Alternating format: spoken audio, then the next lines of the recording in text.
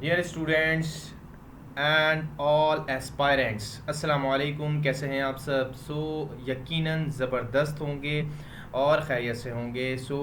Previous video में जैसा कि आप सब जानते हैं कि मैंने जो है वो ई कैट और एम डी कैट में जो स्पेशली न्यूमेरिकल बेस्ड क्वेश्चन आते हैं और कॉन्सेप्चुअल बेस्ड क्वेश्चन जो आते हैं जिनमें बार बार जो फ़िज़िक्स के फार्मूलाज रिपीट होते हैं, वो मैंने जो है वो डिस्कस किए हैं प्रीवियस वीडियोस में। 2 पार्ट में वो वीडियो बनाई है, तो अगर अभी तक आपने वो वीडियो नहीं देखा है तो वो लाजमी देख लें। डिस्क्रिप्शन में उसका लिंक आपको मिल जाएगा।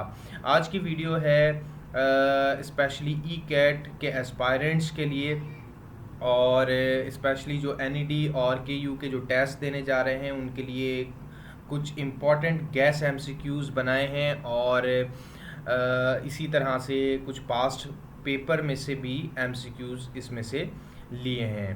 तो तमाम ही एस्पायरेंट्स ई कैट और एम डी कैट के एस्पायरेंट्स इस वीडियो के साथ जुड़े रहें और आखिर तक इस वीडियो को देखें। इसमें जो जो पॉइंट्स हो उसको नोट डाउन करें, और कोई क्वेश्चन हो तो वो भी आप कमेंट सेक्शन में कर सकते हैं। आगे बढ़ते हैं। अगर आप नए हैं तो चैनल को काइंडली सब्सक्राइब कर लें, बेल आइकन को भी क्लिक कर लें ताकि हर आने वाली वीडियो का नोटिफिकेशन आपको मिल सके। फर्स्ट एमसीक्यू, पहला एमसीक्यू आप देख सकते हैं। String has a length of 50 centimetre for a mode of vibrations of first fundamental frequency 200 hertz. What is the speed of this transverse wave? तो यहाँ पर हमने जो है वो फंडामेंटल फ्रीक्वेंसी के बारे में बताना है। मोड ऑफ वाइब्रेशन जो होता है उसका फार्मूला हम जानते हैं कि हम पढ़ते हैं कि जो फ्रीक्वेंसी होती है फर्स्ट फंडामेंटल फ्रीक्वेंसी किसी भी स्ट्रिंग में जो वेव जनरेट हो रही है वो बराबर होती है v1 divided by lambda one. अब उसमें हमारे पास जो लैम्डा वन होता है ये हमारे पास बराबर हो जाता है 2l के। तो ये फार्मूला कुछ इस तरह से बन जाता है f1 equal to v1 divided by 2l, और यहाँ पर जो आपके पास लैम्डा है, लैम्डा वन, ये बराबर हो जाता है 2l के। ये सिर्फ फंडामेंटल जो फ्रीक्वेंसी है उसके लिए होता है, या फिर जो है वो फर्स्ट मोड ऑफ वाइब्रेशन जो है उसके लिए ये कंडीशन होती है। तो अब उसके एतबार से अगर हम स्पीड को देखें तो स्पीड हमारे पास बराबर हो जाएगी v is equal to f1, और ये हमारे पास 2l इससे जो है वो मल्टीप्लाई हो जाएगा। तो फिर आप वैल्यूज़ पुट कर देंगे तो यहाँ पर जो है वो f1 कितना है, 200 हर्ट्स है, और 2 मल्टीप्लाई हुआ है इससे, और l आपके पास कितना है, 50 है, तो 50 सेंटीमीटर है। इसको आप मीटर में कन्वर्ट करेंगे तो क्या करते हैं, एज़ यूजुअल डिवाइड करेंगे 100 से। तो यहाँ पर हमारे पास जो है ये आ जाएगा 10, और यहाँ से ये डिवाइड हो जाएगा 10 1 ज़ा 10, और ये 5 1 ज़ा 5, 5 2 ज़ा 10। तो यहाँ पर 2 आ जाएगा 2 डिवाइड में, और ये 2 इन दोनों से कैंसिल हो जाएंगे आपस में, तो हमारे पास क्या बचेगा 200। 200 you can see the option A is correct answer. Next MCQ, a virtual image larger than the object produced can be produced by option A convex mirror, option B concave mirror, plane mirror, concave lens. याद रखिएगा बच्चों कि जो हमारे पास virtual image बनता है, virtual image हमारे पास convex mirror में भी बनता है और कॉन्वेक्स लेंस में भी बनता है। ठीक है, वर्चुअल इमेज हमारे पास इसमें बनता है। लेकिन यहाँ पर पूछा गया है कि जो लार्जर हो ऑब्जेक्ट से, वो किस में बनेगा। तो वो दो ही जो है वो हमारे पास कंडीशन में बनता है। एक हमारे पास अगर कॉनकेव मिरर हो, और एक दूसरा हमारे पास हो कॉन्वेक्स लेंस, ठीक है, कॉन्वेक्स लेंस हो हमारे पास, तो उसमें भी हमारे पास जो है ये लार्जर इमेज हमें उससे मिलता है। So option B is correct है, और बाकी जो ए सी है और डी डी भी करेक्ट नहीं है, क्योंकि हमारे पास कॉनकेव लेंस जो है इसमें वर्चुअल इमेज तो बनता है, लेकिन ये डिमिनिश इमेज बनता है। इसी तरह से जो कॉन्वेक्स मिरर है इसमें भी डिमिनिश इमेज जो है बनता है, स्मॉलर इमेज बनता है। नेक्स्ट एमसीक्यू आप देख सकते हैं, anti particle of electron has same mass but zero charge, same mass but opposite charge, same mass and same charge, same density and same charge. जो इलेक्ट्रॉन का एंटी पार्टिकल है वो पॉजिट्रॉन है, ठीक है। तो पॉजिट्रॉन हमें पता है कि उसके ऊपर प्लस चार्ज होता है, लेकिन चूंकि मास जो है इलेक्ट्रॉन का वही पॉजिट्रॉन का भी मास होता है हमारे पास पॉजिट्रॉन, तो लिहाजा क्या होगा कि मास तो सेम हो गए लेकिन चार्ज डिफरेंट है, ठीक है। तो mass same but opposite charge, option B is correct. Next MCQ, an object is projected with a velocity of 19.6 meter per second and making an angle of 60 degree with the horizontal. What is the velocity of object at peak? Peak पर velocity बतानी है, तो peak हमें पता है कि ये maximum height होती है हमारे पास और प्रोजेक्टाइल ऐसे लॉन्च हो रहा होता है, तो ये जो है हमारे पास ये जो है ये पीक होती है मैक्सिमम हाइट। तो इसमें जो वर्टिकल कंपोनेंट होता है वेलोसिटी का वी वाई जो होता है हमारे पास ये हो जाता है ज़ीरो, तो वर्टिकल वेलोसिटी हो जाती है ज़ीरो, या फिर फाइनल वेलोसिटी आप कहें इसको, तो फाइनल वेलोसिटी ज़ीरो हो जाती है। तो पीक पर जो वेलोसिटी होगी ये क्या होगी, ज़ीरो हो जाएगी, ज़ीरो, ठीक है। तो ऑप्शन डी इज़ करेक्ट। जबकि अगर हम हॉरिजॉन्टल कंपोनेंट देखें वेलोसिटी का, सो इट रिमेन अनचेंज, ये चेंज नहीं होता। जो एक्स कंपोनेंट होता है वेलोसिटी का या फिर जो है वो हॉरिजॉन्टल वेलोसिटी होती है, ये चेंज नहीं होता, इट इज़ अनचेंज, ठीक है। तो option D is correct. MCQ, what percentage of original radioactive atoms is left after first 5 half life? So 5 half life में जो है हमारे पास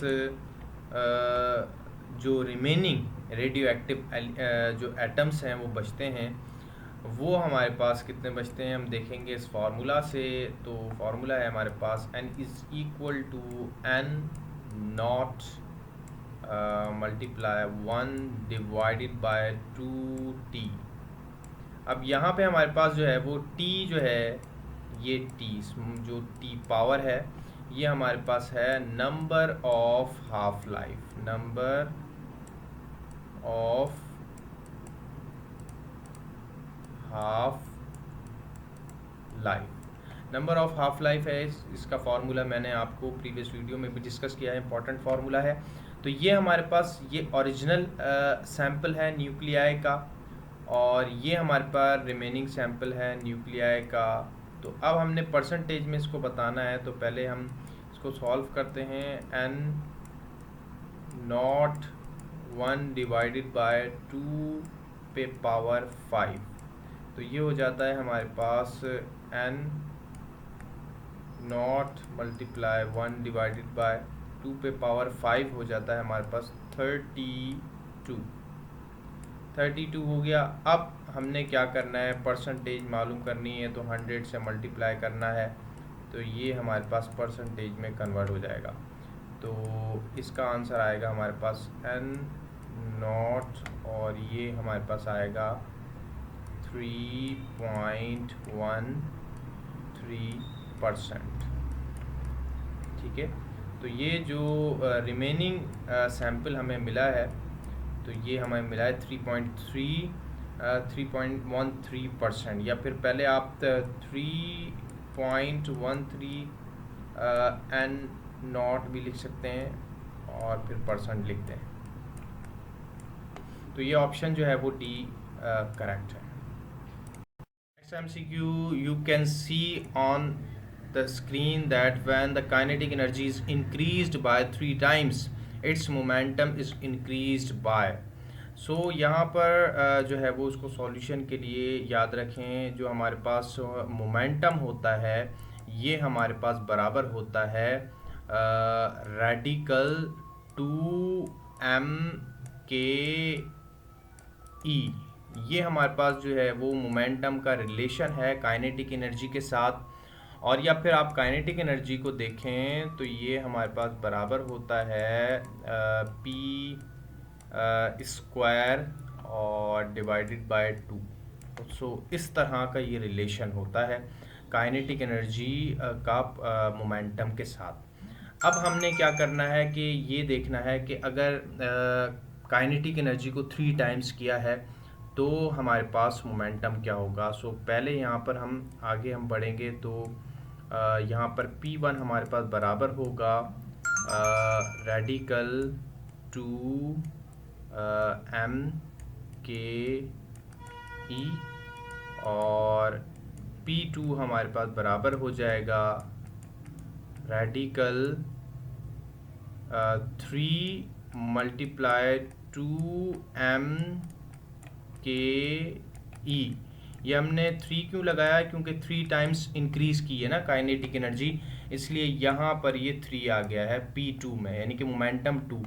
अब हम क्या करेंगे, इन दोनों को डिवाइड कर देंगे और यहाँ पे रिलेशन हो जाएगा P1 डिवाइडेड बाय P2, और ये हमारे पास बराबर होगा P2 को हम P1 से डिवाइड कर देंगे और यहाँ पे हमारे पास बराबर हो जाएगा ये 3 मल्टीप्लाई 2m के ई, और डिवाइड में रेडिकल 2m के ई। अब अगर चाहें तो आप एक ही ब्रैकेट में लिख लें, अगर एक ही ब्रैकेट में भी इसको लिखा जा सकता है P2 डिवाइडेड बाय P1, और ये बराबर है हमारे पास रेडिकल 3 मल्टीप्लाई 2m के ई। ये जो है वो काइनेटिक एनर्जी 2 है, और नीचे हम जो है वो लिखेंगे काइनेटिक एनर्जी 1 2m के ई 1। तो ये जो है एनर्जी तो सेम है, इसलिए ये कैंसिल हो जाएंगे। इसी तरह से मास कैंसिल हो जाएगा, 2 से 2 कैंसिल हो जाएगा, तो रेडिकल 3 डिवाइडेड बाय 1 बच जाएगा, और या फिर आप रेडिकल 3 भी कह सकते हैं। तो रेडिकल 3 जो है ये आंसर होगा, और इसको अगर चाहें तो इस तरह भी लिख सकते हैं P2 मोमेंटम 2 ये बराबर है रेडिकल 3 और P1। ठीक है, यानी कि जो मोमेंटम इंक्रीज होगा ये √3 टाइम्स इनिशियल मोमेंटम के हो जाएगा आपके पास। तो रेडिकल 3 की जो वैल्यू आती है वो 1.732 आती है। Option D is correct. So now आगे बढ़ते हैं। नेक्स्ट एमसीक्यू आप देख सकते हैं, the net force acting on a body of mass 50 kg moving with the velocity of 5 meter per second is. So जो नेट फोर्स होगी बॉडी की, जब भी बॉडी यूनिफॉर्म स्पीड में मूव कर रही होगी, सो नेट फोर्स 0 होगी। नेट फोर्स ये बराबर होगी किसके, 0 के। इसको प्रूव करते हैं। तो यहाँ पर जो है हमें पता है कि न्यूटन सेकंड लॉ यूज़ किया जाता है ma, तो a की जगह हमारे पास जो है ये आ जाएगा vf minus vi upon t आ जाएगा। अब हमारे पास वेलोसिटी सेम है, तो लिहाजा क्या होगा, यहाँ पे 50 आ जाएगा। सो ये हमारे पास v माइनस वी पुट कर दें, क्योंकि यूनिफॉर्म वेलोसिटी में इनिशियल और फाइनल सेम होती है, चाहे तो 5 लिख दें दोनों की जगह। तो यहाँ पर आ जाएगा हमारे पास ज़ीरो से जो चीज़ डिवाइड हो या फिर मल्टीप्लाई हो वो अल्टीमेटली ज़ीरो हो जाती है। सो यहाँ पर इसलिए हमारे पास नेट फोर्स ज़ीरो है, option C is correct. Next MCQ आप देख सकते हैं, a uniform rod whose length is 1 metre at rest, what is its relativistic length of its speed approaches to the speed of light। so relativistic जो length का formula है हमारे पास वो बराबर है L is equal to L naught radical 1 minus v square upon c square. So यहाँ पर हमने क्या करना है, ये हमारे पास ओरिजिनल लेंथ है और ये रिलेटिविस्टिक लेंथ है ये वाली, और अब क्या करना है 1 माइनस वी स्क्वायर की जगह हमने सी स्क्वायर पुट कर देना है, क्योंकि जो रॉड है उसकी जो स्पीड है वो स्पीड ऑफ लाइट के बराबर है। सो ये कैंसिल होगा आपस में। सो ये यहाँ पर 1 माइनस 1 ये बराबर हो जाएगा अंडर रेडिकल ज़ीरो। सो 1 माइनस 1 ज़ीरो होगा, सो रेडिकल ज़ीरो भी ज़ीरो हो जाएगा और ये सारी वैल्यू जो है ये हो जाएगी ज़ीरो। सो आपके पास रिलेटिविस्टिक जो लेंथ है वो आएगी, उसकी वैल्यू आएगी ज़ीरो। ठीक है, सो ऑप्शन डी जो है हमारे पास ये करेक्ट है। Now next MCQ, stars emitting the yellow light and it moving towards earth, the color as seen from the earth will। सो जो कलर होगा वो हमें बताना है कि जो कलर देखा जाएगा ज़मीन के ऊपर जो ऑब्ज़र्वर के ज़रिए सीन किया जाएगा, ठीक है, वो कलर क्या होगा। Remain yellow, turn bright yellow, turn gradually orange, turn gradually blue.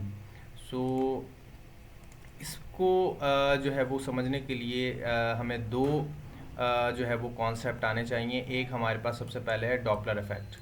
Doppler effect आपको आना चाहिए। कॉन्सेप्ट क्या है डॉपलर इफ़ेक्ट का, कि जब भी जो सोर्स है ये अप्रोच करेगी लिसनर को या ऑब्ज़र्वर को, ठीक है, डॉपलर इफ़ेक्ट में यही होता है कि जब भी सोर्स जो है वो अप्रोच करेगी तो ऐसी कंडीशन में हमारे पास जो अपेरेंट फ्रीक्वेंसी है ये इंक्रीज़ होगी, क्योंकि वेवलेंथ डिक्रीज़ होती है। वेवलेंथ होगी डिक्रीज़ और फ्रीक्वेंसी होगी इंक्रीज़। तो ये जो है वो कंडीशन होती है। फिर इस कंडीशन में फ्रीक्वेंसी इंक्रीज़ होती हुई जो है वो ऑब्ज़र्व होती है। तो अब हमने इसी जो है वो डॉपलर इफ़ेक्ट को हम यूज़ कर रहे हैं इलेक्ट्रोमैग्नेटिक फिनोमेना के अंदर है, क्योंकि जो हमारे पास लाइट का जो फिनोमेना होता है ये इलेक्ट्रोमैग्नेटिक वेव का फिनोमेना है, और Doppler effect is also applicable on electromagnetic waves और लाइट पे भी ये एप्लीकेबल है।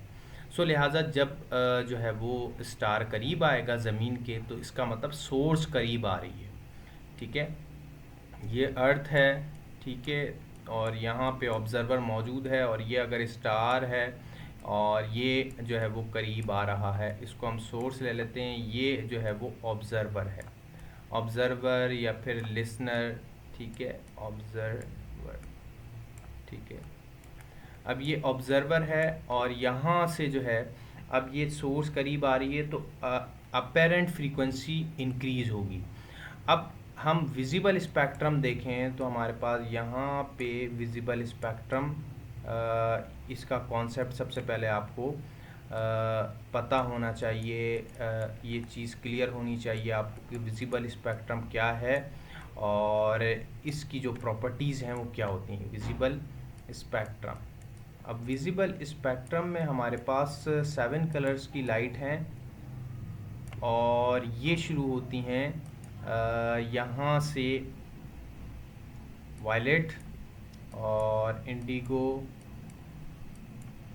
ब्लू, ग्रीन और येलो और ऑरेंज और रेड। अब रेड की जो वेवलेंथ है ये जो है वो ज़्यादा होती है, रेड की वेवलेंथ ज़्यादा होती है, और जो वायलेट है इसकी वेवलेंथ जो है वो सबसे कम होती है। और अगर फ्रीक्वेंसी देखें तो फ्रीक्वेंसी इंक्रीज़ होती है ऐसे, ठीक है, इंक्रीज़ फ्रीक्वेंसी होगी, इंक्रीज़ ऐसे।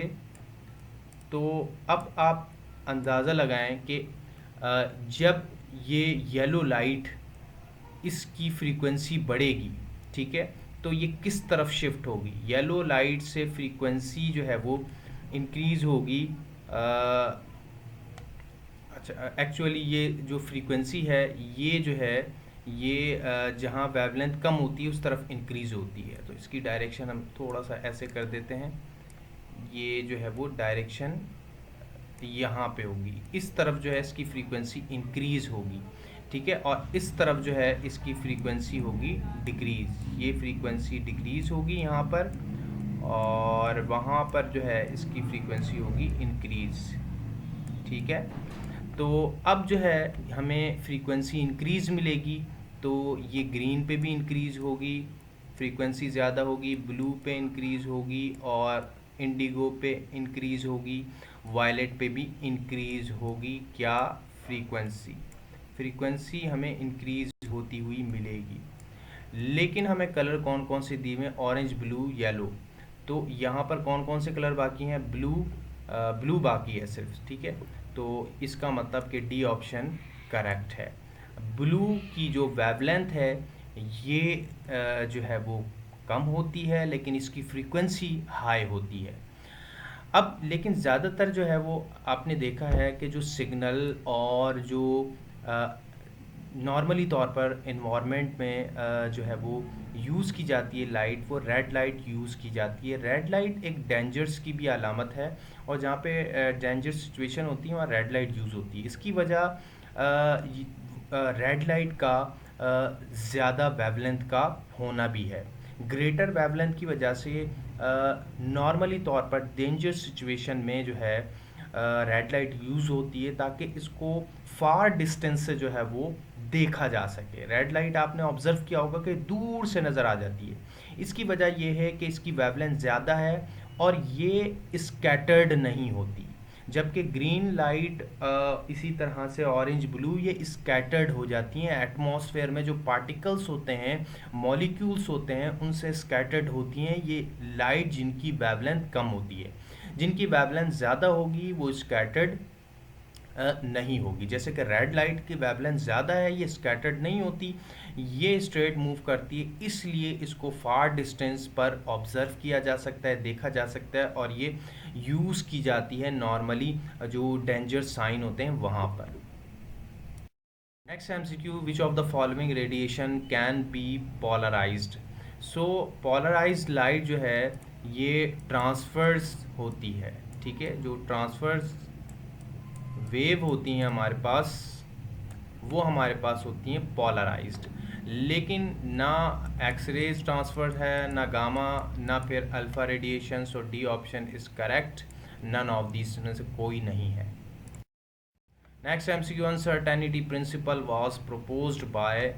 अनसर्टेनिटी प्रिंसिपल जो है आइंस्टाइन ने प्रपोज किया था, मैक्स प्लांक ने किया, Davisson and Germer Werner Heisenberg. So जो अनसर्टेनिटी प्रिंसिपल है ये वर्नर हाइजेनबर्ग ने प्रपोज किया था, जिसकी वजह से हम इसको हाइजेनबर्ग अनसर्टेनिटी प्रिंसिपल कहते हैं।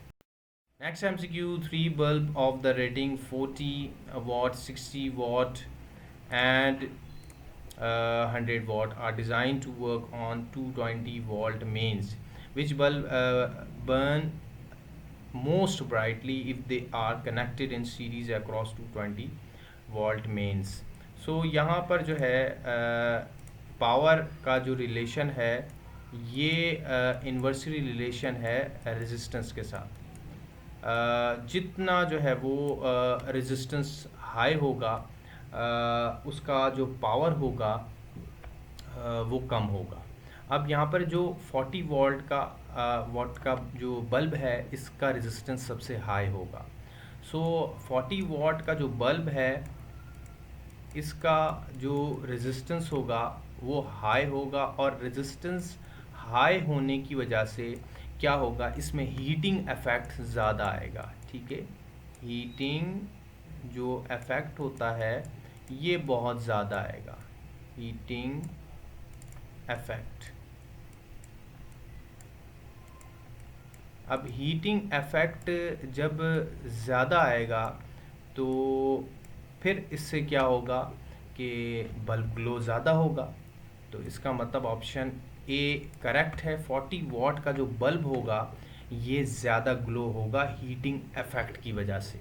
ये वही ऑर्डिनरी बल्ब हैं जो कि जो इनकेंडेंसेंट बल्ब भी हम कह सकते हैं, जिनमें फिलामेंट लगा होता है, मेटल लगा होता है। Next MCQ, in order to cause uh, a moving body to pursue a circular path, it is necessary to apply. So circular path में मूव करने के लिए बॉडी के लिए ज़रूरी है सेंट्रीफ्यूगल फोर्स। सेंट्रीफ्यूगल फोर्स ही बॉडी को सर्कुलर पाथ में मूव कराती है। अगर सेंट्रीफ्यूगल फोर्स ना होगी तो बॉडी अपने पाथ से हट जाएगी। ठीक है, ये याद रखें। तो centrifugal force is most important factor और most important part in circular motion. Circular motion में इसका जो रोल है ये बहुत बहुत ज़्यादा अहम है। So D option is correct. Next MCQ, resistance of conductor does not depends on its. Resistance का जो रेजिस्टेंस ऑफ कंडक्टर है ये शेप पे भी, साइज पे भी डिपेंड करता है, टेम्परेचर पे भी डिपेंड करता है, प्रॉपर्टी ऑफ मटेरियल्स पे भी डिपेंड करता है। So option D is correct, none.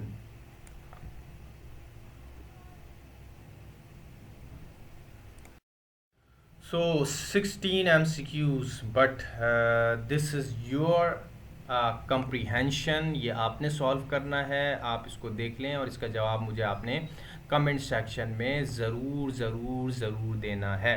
सो ये स्टूडेंट्स इंपॉर्टेंट MCQ आपके साथ डिस्कस की। उम्मीद करता हूँ आपको समझ में आए होंगे। इसमें आपको काफ़ी कुछ जो है वो इन्फॉर्मेशन मिली होगी और इस तरह के जितने भी MCQs हैं जो टॉपिक मैंने डिस्कस किए हैं इससे रिलेटेड MCQs आप ख़ुद भी बनाएं और जो है इसकी प्रैक्टिस करें ज़्यादा से ज़्यादा। यही MCQs आपके एंट्री टेस्ट में आएंगे लाजमी। ठीक है स्टूडेंट्स, तो आज के लिए इतना ही। इस वीडियो को लाइक और शेयर ज़रूर करें काइंडली। मुझे सपोर्ट ज़्यादा से ज़्यादा करें, मुझे आपके सपोर्ट की बहुत ज़्यादा ज़रूरत है बेटा। आप सब मुझे ज़्यादा से ज़्यादा सपोर्ट करें ताकि इस तरह का कंटेंट मटेरियल मैं और ज़्यादा लेके आऊँ आप सब के लिए। सो आज के लिए इतना ही। मिलते हैं आपसे नेक्स्ट वीडियो में। Thank you so much. अल्लाह हाफिज़।